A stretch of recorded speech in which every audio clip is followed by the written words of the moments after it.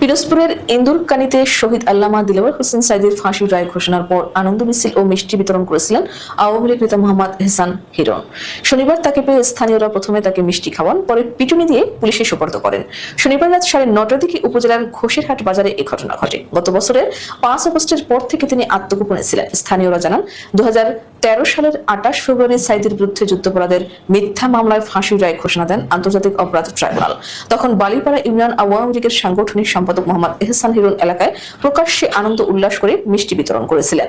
তিনি আওয়ামী লীগ সরকার পতনের পরে আত্মগোপনে ছিলেন। শনিবার 16 আগস্ট রাতে ঘোষেরহাট বাজারে স্থানীয় লোকজন হিরণকে দেখতে পেয়ে আটক করেন। প্রথমে তাকে মিষ্টি খাওয়ান, পরে পিটুনি দেন। খবর পেয়ে ইন্দুরকানী থানা পুলিশ ঘটনাস্থলে পৌঁছে তাকে উদ্ধার করে থানায় নিয়ে যায়। উপজেলা জামায়াতের আমির মোহাম্মদ আলী হোসেন বলেন, স্থানীয়রা হিরণের উপর ক্ষিপ্ত হয়ে ধরাই দিয়ে পুলিশে সুপর্দ করেছেন। যুদ্ধাপরাধের মিথ্যা মামলায় দিলওয়ার হোসেন সাঈদীর ফাঁসির রায় ঘোষণার পর আনন্দ মিছিল ও মিষ্টি বিতরণ করেছিলেন।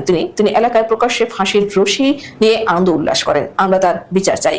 ইন্দুরকানী থানার ওসি মোহাম্মদ মারুফ হোসেন বলেন, ঘোষেরহাট বাজারের স্থানীয়রা আওয়ামী লীগ নেতা হিরণকে আটক করে ধোলাই দেন। পরে আমরা তাকে উদ্ধার করে থানায় নিয়ে আসি।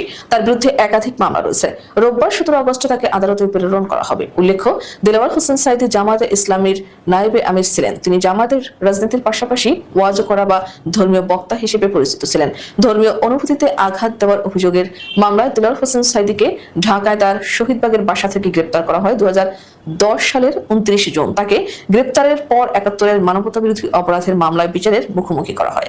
2013 সালের 28 ফেব্রুয়ারি আন্তর্জাতিক অপরাধ ট্রাইব্যুনাল দিলওয়ার হোসেন সাঈদীর বিরুদ্ধে মানবতাবিরোধী অপরাধের দায়ে মৃত্যুদণ্ডের রায় দেন।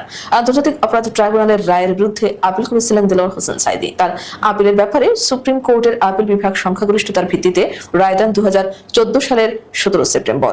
সেই রায়ের সাজা কমিয়ে মৃত্যুদণ্ডের পরিবর্তে আমৃত্যু কারাদণ্ড দেওয়া হয়।